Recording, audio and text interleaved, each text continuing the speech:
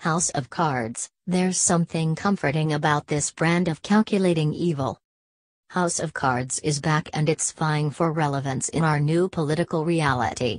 It is, in many ways, a relic from the olden times, the long ago, the time before the trumpening, when people believed that to manipulate your way to the apex of political power, you needed to be a career civil servant who understood the intricacies of America's institutions, not just a blowhard in a distressed twig who dresses like a president at parties.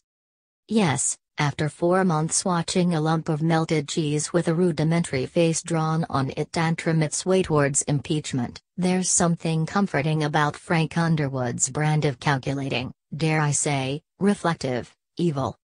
At the end of the 4th episode of this new run, Frank pronounces, "The American people don't know what's best for them. I do. I know exactly what they need. They're like little children, Claire. Children we never had. We have to hold their sticky fingers and wipe their filthy mouths, teach them right from wrong, tell them how to think and how to feel and what they want." And I find myself thinking, yes. Underwood tells it like it is. He says what we're all thinking. Manipulate me, Frank. Vote Underwood. Not Trump. Much like President Bartlet in days of yore, Frank Underwood is the fantasy Democratic president of the Trumpocalize. The Underwoods are not Trump. If they are anyone, they're the Clintons as seen on right-wing conspiracy sites, murderous embodiments of the deep state manipulating a nation via fake news. And doesn't that sound wonderfully competent right now? President Underwood certainly makes a contrast with Trump.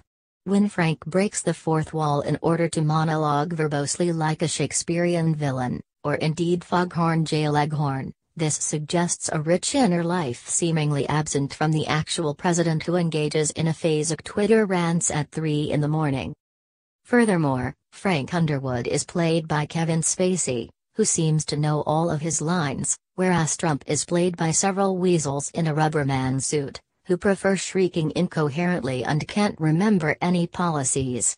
Also, House of Cards' stately and reassuring piano and trumpet soundtrack compares starkly with the theme music of the Trump administration, which is, as you know, a non-papa tuba, 2 half coconut shells and a slide whistle.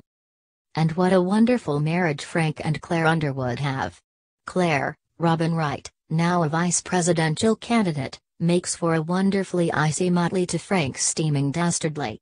They had a rocky time last year, but during an episode in the new season, where Frank sits conferring with Claire as she lies in bed with her speech-writing lover, there's a tenderness that's absent from more conventional television romances. Yes, the couple that malevolently schemes together stays together. I believe that most couples would thrive if they ended each day clinking a goblet of wine and smiling smugly over their evil doing. I'm thinking of writing a relationship manual.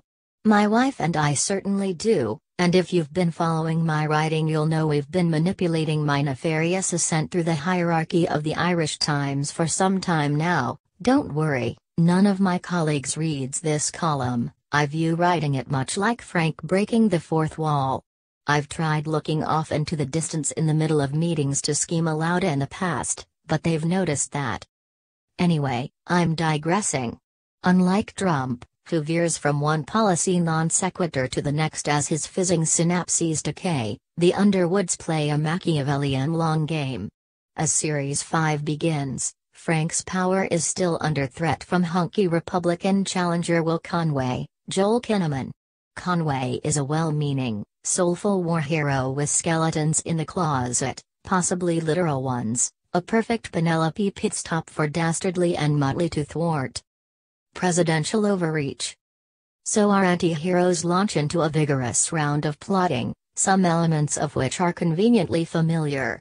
They stoke fears of the ISIS-like terrorists who dominated the finale of Season 4, but Frank has had the surviving terrorist secretly imprisoned the whole time, classic Frank. There's an immigration ban. There's some voter repression, some presidential overreach and some false flag operations in which Frank fakes terrorist incidents in order to dominate the news cycle and threaten polling day. In short, Frank, you scamp.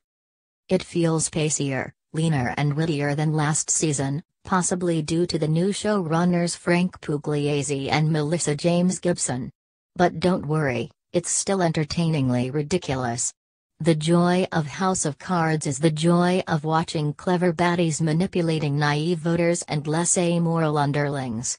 Ultimately, everyone other than the Underwoods and the viewers whom they have taken into their confidence is seen as a schmuck. In reality, of course, Frank is a schmuck's idea of what an evil genius looks like. Politics features plenty of people who think that they're Frank Underwood, soliloquizing for their mirrors and whirling metaphorical mustachios, but who are actually Boris Johnson or Michael Lowry or Roderick Spode. I suspect the most dangerous politicians actually believe that they're saintly President Josiah Bartlet, even if they're a bunch of weasels in a rubberman suit. So the political world is, I think, more accurately shown in dramas such as David Simon's Show Me a Hero, in which policies are a product of messily competing interests, or comedies such as Veep, in which short-term opportunism and incidental idiocy override any long-term vision. Meanwhile, in the real world, what we can see in the Trump administration and Brexit is not the clever machinations of a malevolent intelligence, but the meaningless offspring of inequality, ideological decay, bad faith, stupidity and informational chaos. But maybe that's missing the point. Look at Frank and Claire as they scheme their way towards an end to term limits and the ownership of a dying superpower. It's a fantasy of control. The appeal of House of Cards is of watching someone who is capable of such manipulations. And for good or evil, mainly evil, isn't that some thought at times like these?